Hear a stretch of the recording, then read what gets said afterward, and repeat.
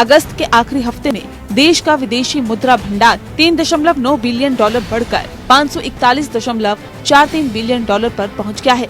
आर्थिक मंदी के बावजूद विदेशी मुद्रा भंडार बढ़ने का सबसे बड़ा कारण भारतीय शेयर बाजारों में प्रत्यक्ष विदेशी निवेश FDI बढ़ना है। बीते कुछ महीने में विदेशी पोर्टफोलियो निवेशकों FPI ने भारतीय कंपनियों में हिस्सेदारी बढ़ाई।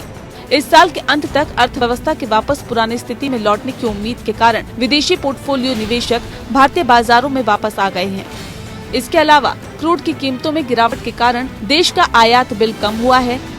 इससे विदेशी मुद्रा भंडार का बोझ घटा है। इसी तरह विदेश यात्राओं में कमी आई है। इससे भी विदेशी मुद्रा भंडार पर भार कम हुआ है। इसके अलावा वित्त मंत्री निर्मला सीतारमण ने पिछले साल 20 सितंबर को कॉर्पोरेट टैक्स की दरों में कटौती की घोषणा की थी। इसके बाद से विदेशी मुद्रा भंडार में लगातार इजाफा हो रहा है। कोरोना वायरस महामारी के कारण वैश्विक स्तर पर अर्थव्यवस्था में उदासी का माहौल है। इसी कारण चालू वित्त वर्ष की पहली तिमाही यानी अप्रैल-जून में देश के सकल घरेलू उत्पाद GDP में 23.9% की गिरावट आई है।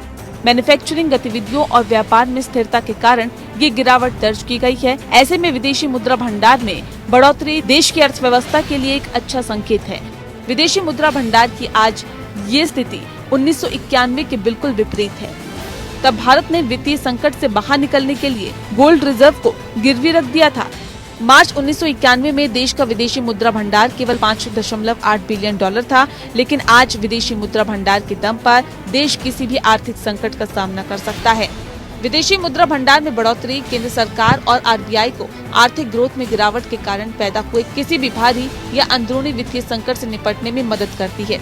यह आर्थिक मोर्चे पर संकट के समय देश को आरामदायक स्थिति उपलब्ध कराती है। मौजूदा विदेशी भंडार देश के आयात बिल को 1 साल तक संभालने के लिए काफी है। अभी विदेशी मुद्रा भंडार GDP अनुपात करीब 15% है। विदेशी मुद्रा भंडार आर्थिक संकट में बाजार को ये भरोसा देता है कि देश बाहरी और घरेलू समस्याओं से निपटने में सक्षम है।